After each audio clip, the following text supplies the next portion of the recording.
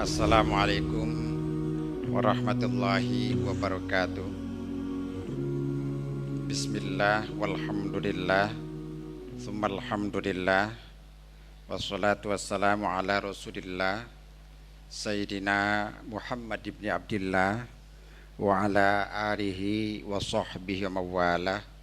La haula wa la quwwata illa billah. His Excellency Rector of Prince of Narathiwat University, His Excellency Secretary General of Southern Border Province of Thailand, Excellencies, distinguished guests, ladies and gentlemen. Praise be to Allah Subhanahu wa Ta'ala for all His blessings. We have an opportunity to attend the International Conference on Islam and Islamic Studies in a Changing World, Challenges and Opportunities, jointly organized by Princes of Narathiwat University and Southern Border Province of Thailand. First of all, I would like to thank the Secretary General of Southern Border Province of Thailand for inviting me to give a keynote address in the important occasion, and second, give an appreciation to the important theme of the seminar, which is, in my opinion, not only important for the benefit of university level, but also for Muslim communities in the world. The seminar itself can be expected to give comprehensive information related to respective countries of its participants, and at the same time can be used as a comparative study for best practices in each country. Ladies and gentlemen, everyone might notice that religion, which is simply defined as an organized set of belief systems and worldviews that relate humanity to spirituality, remain very important along with the course of time. In a simple community, religion becomes an ultimate goal as well as point of departure in doing daily activities. In Muslim community, almost every single activity could be religiously related. Take, for example, someone is starting to work by reciting Basmalah and ending it by Alhamdulillah, astonishing something with MashaAllah, etc. In the current changing world, religion takes still an important place in human life in terms of its function as a moral guidance and theological certainty in the hereafter. Compared to science and technology, which observes phenomena and finds out discoveries, religion to a certain degree deals with ultimate reality based on belief that produce expression in thought and action. Religious cover answer of three fundamental questions of human being, namely God, human being, and nature. These answers are usually derived from scripture and prophetic sayings. Islam as a religion deals not only with theological aspect, but also with code of conduct, norms, and worldviews. As a religion, Islam nowadays becomes a great world religion in which its follower, geographical speaking, it's not only in the area of this origin, namely the Middle Eastern region, but also across the world, North America, Africa, Europe, Australia, and Southeast Asia. Islam teaches in principle that differences are not a barrier for human being to establish a good and mutual relationship. On the contrary, Differences are seen to be a medium for positive synergy, for securing a better life. For this reason, Jeep said that Islam is not only a system of theology, but also a complete civilization. Since the beginning, Islam has emerged as a liberator of humankind, promoter of humanity, and protector of human dignity. If we look at the scientific foundation and the Islamic teaching, which is formulated by Muslim scholars, especially Fuqaha, we can see how Islam protects 5 fundamental principles of human being, namely religion, life, reason, generation and wealth, hifzud din, hifzud nafs, hifzul akal, hifzul nasl, and hifzul mal. Ladies and gentlemen, if we look at the current situation in which Muslims population has reached 33% of the world's population, attention should be given to the future of human civilization. Muslim population is a capital for future civilization if they are well prepared for the changing of the world order. This is the point of departure to look at how Islamic studies can be used to strengthen Muslim communities as the human capital for the future civilization. Islamic studies have to face another challenges in the globalized world compared to the previous era.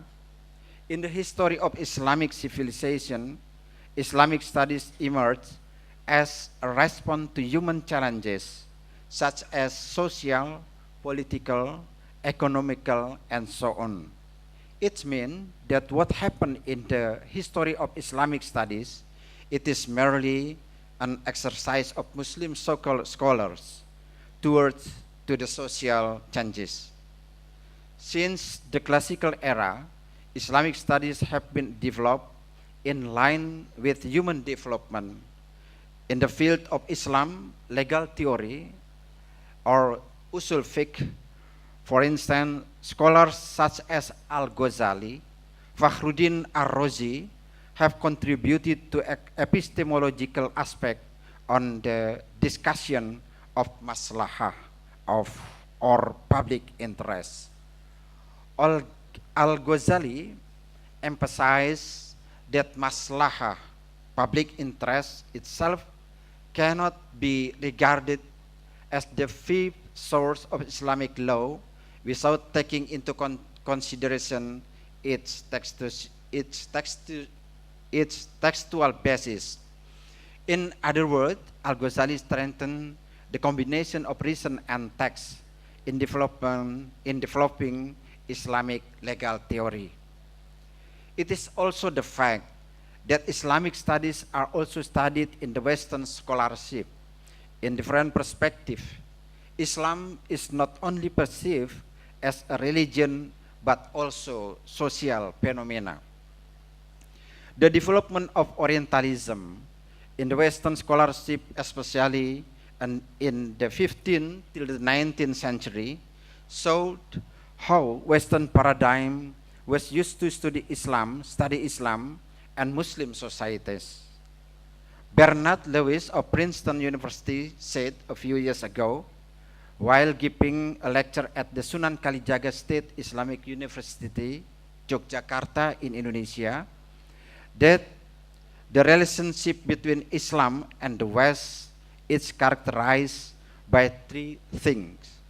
First, Islam dominated the West, which is seen from the conquest of the Muslim Arabs to Spain and other European regions.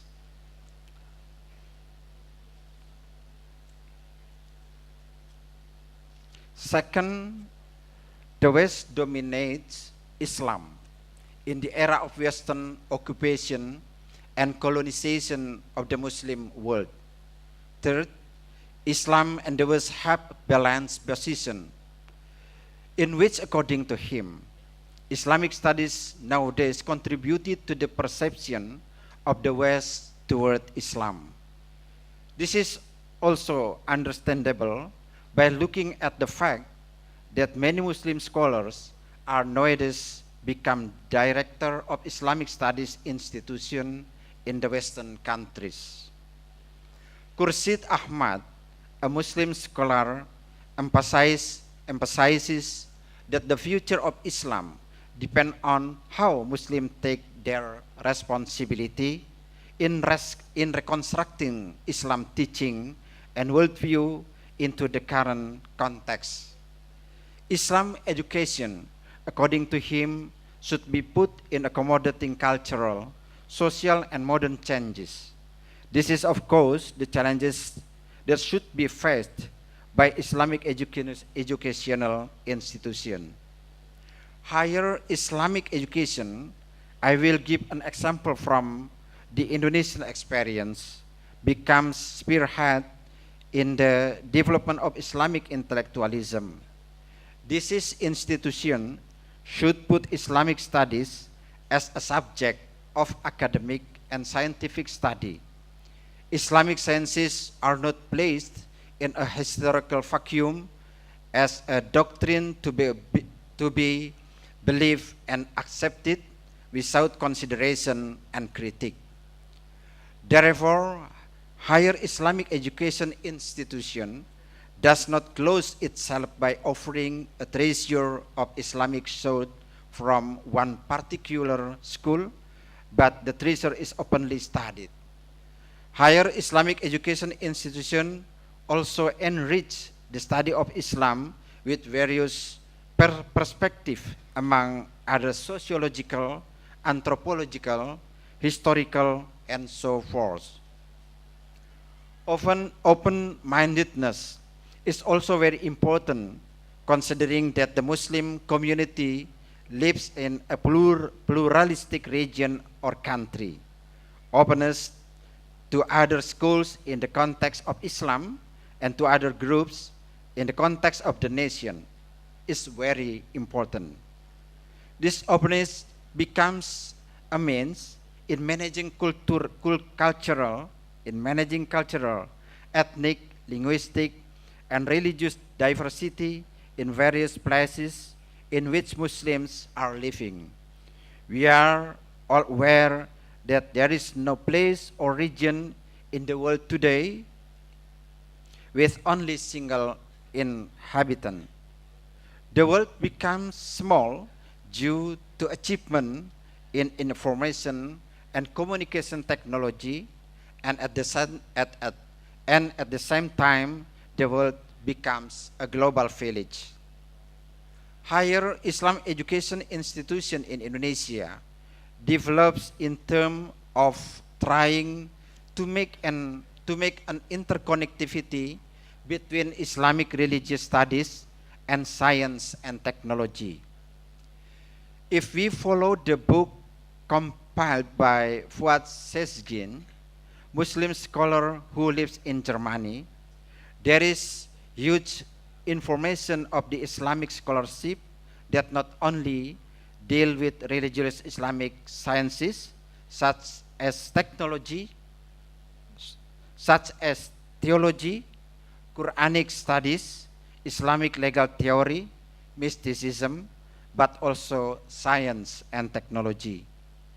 The work on zoology by Al-Jahid entitled Al-Hayawan, or other works written by scholars such as Ibn Haytham, Al-Biruni, Al-Farabi, and others, can be used as a proof of the word interconnectivity between religious sciences on the one hand and science and technology on the other.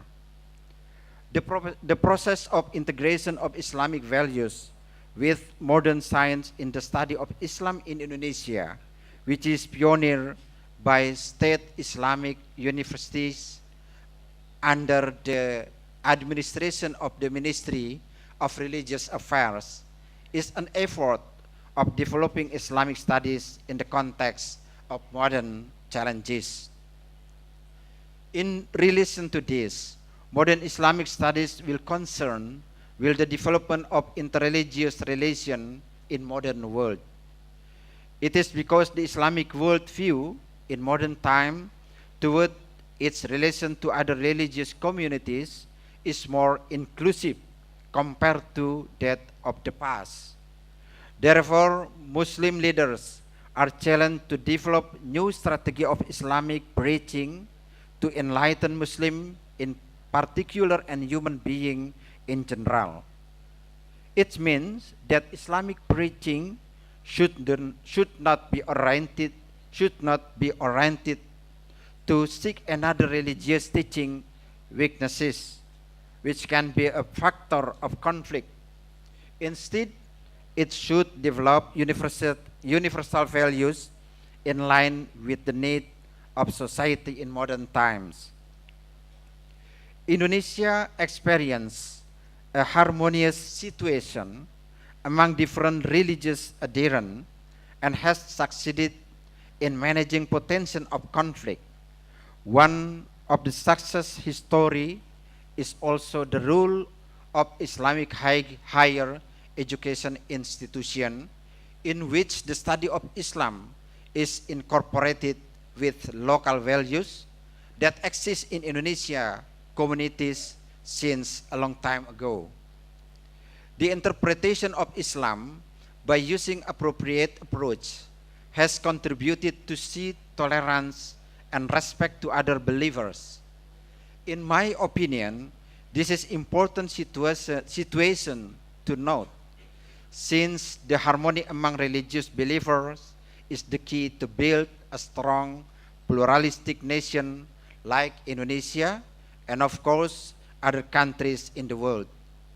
In terms of the role of Islamic studies, this could be regarded as the opportunity in facing the rapidly changing world, colored by spirit of democratization, human rights, information technology, cultural changes, and so on.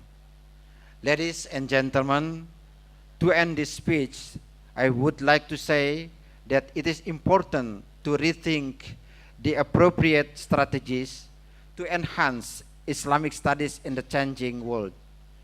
Therefore, humanities, social sciences, technology are useful tools of analysis in the framework of developing Islam studies. It is for that reason Islamic education institution, starting from basic until higher education, needs to be revitalized.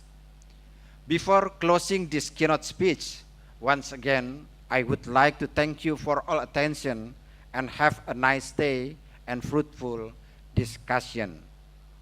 Terima kasih. Kof Kunka. Thank you. Wassalamualaikum warahmatullahi wabarakatuh. Thank you very much indeed.